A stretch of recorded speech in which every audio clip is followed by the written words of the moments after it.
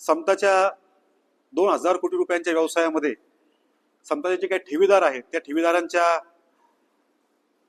समताने जो काही liquidity based protection fund तयार केलेला आहे त्याच्या अंतर्गत प्रत्येक खातेदाराचे 60 लाख रुपयापर्यंतच्या ठेवी समतामध्ये सुरक्षित आहेत अशी व्यवस्था, एक आधुनिक व्यवस्था समताने निर्माण केलेली आहे. आधुनिक तंत्रज्ञानाचा वापर हा समतामध्ये नेहमीच होत असतो आणि या सगळ्या पॉइंट्सवर समता आज एक चांगली प्रगतीपथावर असलेली संस्था आहे. गेल्या 1-2 दिवसापासून समताच्या बाबतीमध्ये काही बातम्या या आपल्या प्रसार माध्यमांमध्ये प्रसारित झाल्यात. या बातम्यांच्या बाबतीमध्ये खुलासा देण्याकरता खरं तर आम्ही आज ही प्रेस कॉन्फरन्स घेत आहोत.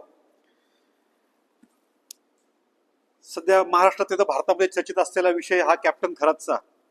या कॅप्टन खरातच्या बाबतीमध्ये गेल्या 31 मार्च रोजी म्हणजे अगदी 3 दिवसापूर्वीच शिर्डी पोलीस ठाण्यामधून समताला एक पत्र प्राप्त झालं आणि त्या पत्रामध्ये समतामध्ये असलेल्या काही खातेदारांची माहिती ही पोलिसांनी मागवली होती आणि अगदी ज्या खातेदारांची त्या पत्रात ज्या खातेदारांची नावं होती त्या खातेदारांची माहिती ही समताने ताबडतोब अगदी पुढच्या 2 तासामध्ये ती सर्व माहिती समताच्या माध्यमातून पोलिसांना आम्ही सबमिट केलेली आहे. आणि ते खात्यांची माहिती देत असताना आम्हाला लक्षात आलं, आम्हाला समजलं की समतामध्ये कॅप्टन अशोक खरात यांचं सुद्धा खातं समतामध्ये होतं. समताचा व्यवहार हा 40 वर्षात खूप मोठा झालेला आहे. जवळजवळ 1 ते सव्वा लाख सभासद हे समता पतसंस्थेचे आहेत. त्यामुळे या 1 ते सव्वा लाख ग्राहकांमधून कोण आपला ग्राहक आहे, कसा ग्राहक आहे याची माहिती निश्चित प्रत्येक माणसाची ठेवणं ही पदाधिकाऱ्यांना हेड ऑफिसला शक्य नसतं. त्यामुळे आम्हालाही तेव्हाच कळालं की अशोक खरात यांचे खाते समतामध्ये आहेत. पण ती खाते ओपन करताना जी काय खात्यांची माहिती आम्हाला पोलिसांनी मागवली होती, जी खाती आमच्याकडे आहेत, जी काय 1,10,000 खाती समतामध्ये आहेत, या सर्व खात्यांची केवायसी ही पतसंस्थांच्या जो सहकार खात्याची नियमावली आहे, जे आमचे उपविधी आहेत त्या उपविधीप्रमाणे पूर्ण केवायसी नॉर्मची पूर्तता ही समताने केलेली आहेत. म्हणजे मी पर्टिक्युलर अशोक खरात किंवा त्यांचे जे काही नावं आम्हाला मागवले त्यांच्या बाबतीत बोलत नाहीत, मी प्रत्येक सभासदाच्या बाबतीमध्ये बोलतो की प्रत्येक खात्याची केवायसी ही समतामध्ये पूर्ण करून घेतल्याशिवाय समतामध्ये कुठलंही खातं ओपन करून घेतलं जात नाही. तशाच पद्धतीने या अशोक खरात असो किंवा इतर खातेदारांची माहिती जी आम्हाला पोलिसांनी मागवली होती त्या सर्व खातेदारांची केवायसी आम्ही नियमाप्रमाणे पूर्ण करून घेतलेली होती. त्यामुळे हे सर्व खाते नियमित समतामध्ये होते. हे पूर्ण खाते कायदेशीर पद्धतीने समतामध्ये उघडण्यात आलेले होते आणि या सर्व खात्यांमध्ये साधारणतः मे 2021 पासून तर जानेवारी 2026 पर्यंत या सर्व खात्यांमध्ये व्यवहार चालू होते. 2021 साली आमच्याकडे ते खाते ओपन झाले. त्याच्यानंतर त्याच्यामध्ये बऱ्यापैकी ट्रान्झॅक्शन झाले. 2026 मध्ये जानेवारीमध्ये या सर्व खात्यांमधले जे काही रकमा आहेत या ज्या त्या खातेदारांनी आपापल्या काढून घेतल्या. त्याच्यामागे त्यांचे काही वैयक्तिक कारणं असतील हे आम्हाला माहित नाही, परंतु जानेवारीमध्ये सगळे आपले पैसे त्यातून काढून घेतले आणि त्याच्यानंतर या खात्यामध्ये काही व्यवहार राहिले नाही. आजच्या तारखेला पाहायला गेलं तर फक्त अशोक खरात हे जे आहेत, अशोक खरात आणि त्यांचे परिवार म्हणजे त्यांचे बायका मुलं जे असतील त्यांचे जे काही 3-4 खाते आमच्याकडे आहेत त्याच्यामध्ये साधारणतः 30 लाख रुपयापर्यंतचा बॅलन्स हा त्याच्यामध्ये आहे. ते खाते आम्ही फ्रीज सुद्धा करून ठेवलेले आहेत. आणि खरं तर म्हणजे ही सगळी माहिती पोलिसांनी आम्हाला पत्र दिलं होतं की या सगळ्या गोपनीय माहिती आहेत. या माहितीमुळं या माहिती जर बाहेर पब्लिश झाल्या त्याच्यामुळे आमच्या चौकशीवर परिणाम होऊ शकतो.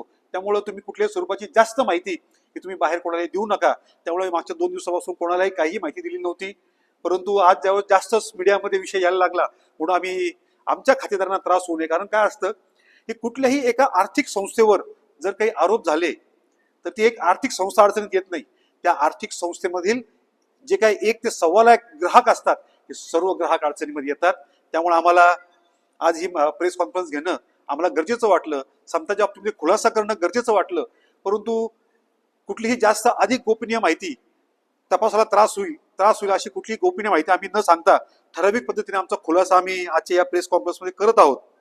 माझी खरं तर सगळ्यांना विनंती आहे आपल्या मार्फत की कोणी सुद्धा खोट्या अफवा पसरू नका. ज्या अफवा पसरवल्या जात आहेत त्याच्यावर कोणी शहानिशा केल्याशिवाय विश्वास ठेवू नका. आणि माझं प्रसार माध्यमांना म्हणणे आहे की कृपया आपण बातम्या द्या, निश्चित बातम्या द्या. तुमच्या बातम्यांमुळे पोलिसांच्या तपासाला सहकार्य सुद्धा होतं, परंतु बातम्या कृपया विपर्यास्त देऊ नका. काही काही बातम्यांमध्ये आम्हाला बघायला मिळालं, उल्लेख असा देण्यात आला की समतामध्ये बनावट खाते उघडण्यात आले. माझी आपल्या सगळ्यांना सांगणे की बनावट कुठलंही खातं समतामध्ये नाही. खात्यांची पूर्ण कायदेशीर पूर्तता केल्यानंतरच आम्ही समतामध्ये खाते ओपन केलेले आहेत. कायदेशीर पद्धतीने जे त्यात व्यवहार करता येतात त्याच पद्धतीनं समताने याच्यामध्ये पूर्ण व्यवहार केलेले आहेत. पुढे बातमी आली की एका दिवसात लाखो रुपयांचे व्यवहार झाले. झाले ना, त्याचं खातं उघडलं गेलं, बँकेचं खातं आहे, त्यात लाखो काय कोट्यवधीचे व्यवहार होऊ शकतात एका दिवसामध्ये, पण ते नियमित होतात का, हा विषय महत्वाचा आहे. आणि समतामध्ये जे काही व्यवहार झालेले आहेत हे पूर्णपणे नियमित झालेले आहेत.